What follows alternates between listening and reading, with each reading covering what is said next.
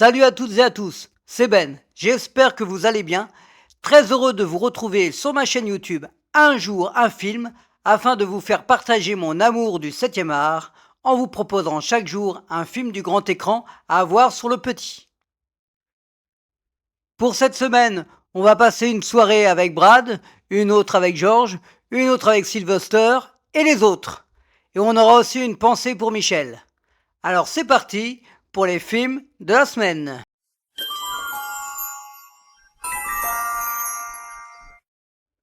Le fils préféré est un film français datant de 1994, réalisé par Nicole Garcia, avec Gérard Lanvin et Bernard Giraudot. Un homme va devoir gérer sa vie entre ses problèmes financiers et son père malade. Deuxième film pour Nicole Garcia comme réalisatrice, et elle nous raconte une histoire familiale compliquée. Gérard Lanvin maîtrise le film jusqu'au bout. Il obtiendra d'ailleurs le César du meilleur acteur pour ce rôle en 1995. Pour interpréter les frères de Lanvin, Bernard Giraudot, parfait d'intensité, et Jean-Marc Barr, présent subtilement. Un second rôle que l'on voit peu, mais avec un jeu prenant, c'est celui de Pierre Mondy, très sérieux dans le rôle du dentiste. Est-ce que Le Fils préféré sera votre film préféré de la semaine? À vous de me le dire.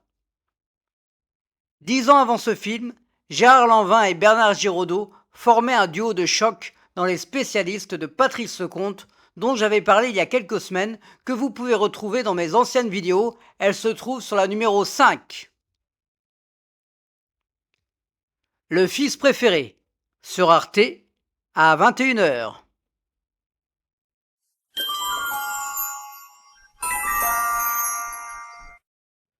Tulsa King est une série américaine datant de 2022, créée par Taylor Sheridan, avec Sylvester Stallone et Andrea Savage.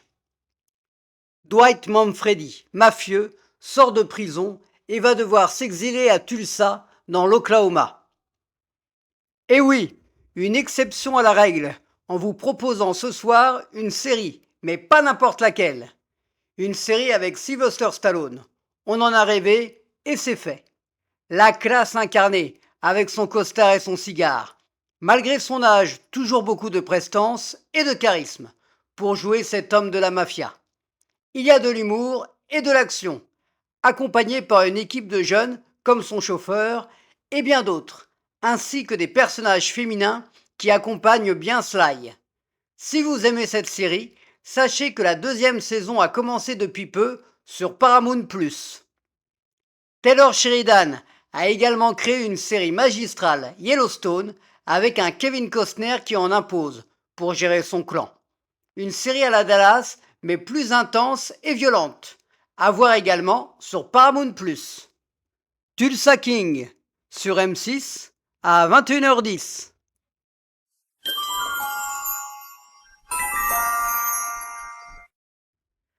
Saint-Omer est un film datant de 2022 et réalisé par Alice Diop avec Keiji Kagame et Gusladji Malanda. Une jeune romancière va suivre une affaire sur une histoire bien particulière. Un film de procès intimiste où l'on a vraiment l'impression d'être dans la salle d'audience. On écoute attentivement, on prend le temps. Cette histoire glaçante qui est tirée d'un fait réel nous laisse sans voix. Un côté documentaire intéressant et les comédiens sont justes, très justes, de l'accusé à la romancière en passant par les avocats et la juge. Un film difficile mais qu'il faut voir. Alice Diop signe son premier long métrage après avoir fait des documentaires et obtiendra le César du meilleur premier film en 2023. Saint-Omer sur Arte à 20h55.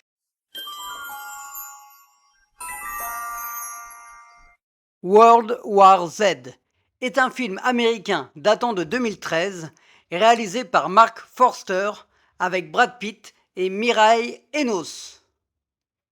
Une famille se retrouve bloquée dans un embouteillage, mais quelque chose de plus grave est en marche. La scène d'ouverture nous met direct dans l'ambiance, assez pesante, un film de zombies marquant, avec un Brad Pitt investi dans son rôle de sauveur. On est tenu en haleine du début jusqu'à la fin, passant par différentes émotions, pris par cette histoire terrifiante. Sachant que Walking Dead, la série, avait commencé quelques années auparavant, ce qui va attirer les spectateurs, il est à ce jour le film de zombies le plus rentable du cinéma. Alors préparez-vous à frissonner d'horreur. Max Brooks, l'auteur de la version littéraire de ce film, qui est le fils du grand acteur-réalisateur Mel Brooks, a renié le film, jugeant que celui-ci n'était pas du tout représentatif de son travail. World War Z, sur TFX, à 21h05.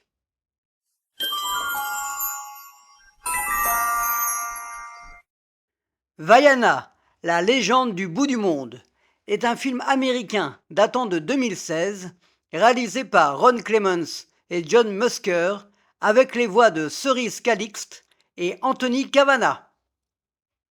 Une adolescente décide de partir à l'aventure en mer et va rencontrer un demi-dieu en Polynésie. Disney nous offre un magnifique voyage en Polynésie. Vaiana est pétillante, combattante, l'animation est excellente. Disney arrive à nous mettre les larmes aux yeux à certains moments. Les valeurs de la famille et de l'indépendance sont mis en avant, mais c'est également drôle avec le personnage de Maui, le petit cochon, le coq, qui sont irrésistibles. Un bon moment en famille pour partir en mer en restant sur terre. Vaiana 2 sortira en France le 27 novembre 2024, où l'on pourra retrouver les personnages principaux du premier volet, pour une nouvelle aventure. Vaiana, la légende du bout du monde, sur M6 à 21h10.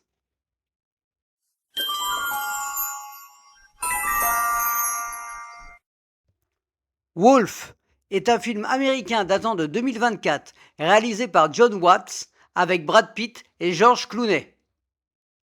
Deux nettoyeurs vont se retrouver dans une même scène de crime, et là, tout va basculer. George Clooney et Brad Pitt, un duo qui fonctionne à merveille, beaucoup d'humour, les deux acteurs se titillent en permanence pendant tout le film, et c'est savoureux. De belles scènes d'action, une mise en scène efficace, avec une photographie nous offrant une ambiance sombre et colorée à la fois. On en redemande, et ce sera sans doute le cas, car une suite est déjà prévue. Il y a plus de 20 ans, George Clooney et Brad Pitt étaient déjà réunis pour Ocean Eleven et les suites. À voir et à revoir avec plaisir. Wolf, à voir sur Apple TV.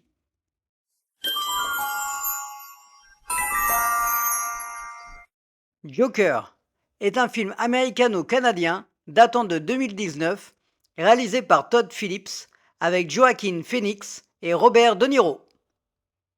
Arthur Fleck va basculer peu à peu dans la folie et devenir le Joker. Au cinéma, j'ai été marqué par ce film. Je ne m'attendais pas à cela. Bien entendu, la performance de Joaquin Phoenix, excessive pour certains, pour laquelle il obtiendra l'Oscar du meilleur acteur en 2020.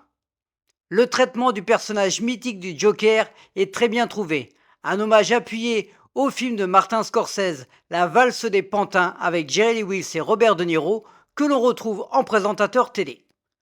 Plus d'autres clins d'œil cinématographiques. Un film un peu malaisant mais important à mes yeux. Un vrai changement pour le réalisateur de Very Bad Trip. Joker, Folie à deux est sorti sur nos écrans le 2 octobre. Vous aurez ma critique de ce film dès la semaine prochaine. Joker sur TF1 à 21h10.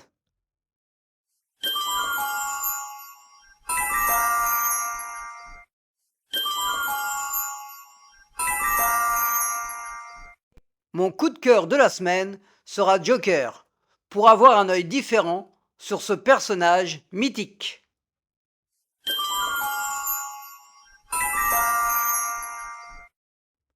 Hommage à deux artistes qui nous ont quittés en septembre.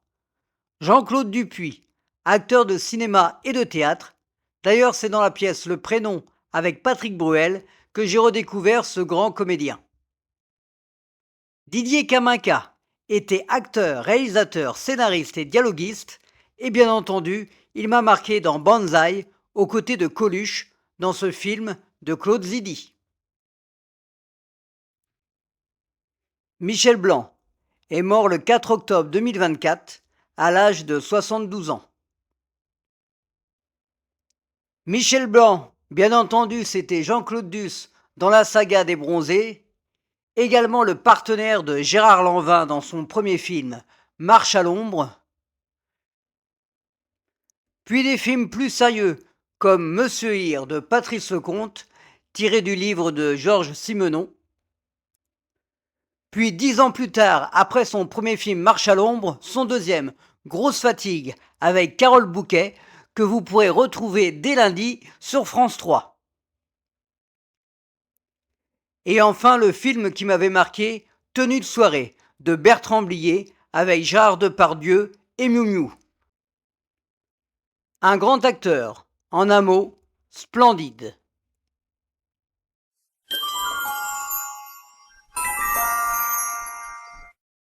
Si vous passez par Saint-Malo, je vous conseille de découvrir cette boutique Ciné-Musique où vous pourrez trouver des CD, des DVD, des VHS et surtout des vinyles, notamment de bandes originales de films avec un spécialiste pour vous accueillir. Voilà, c'est tout pour cette semaine. J'espère que cette sélection vous a plu. N'hésitez pas à liker, à partager, à commenter et bien entendu à vous abonner. Bonne semaine à toutes et à tous et à la semaine prochaine.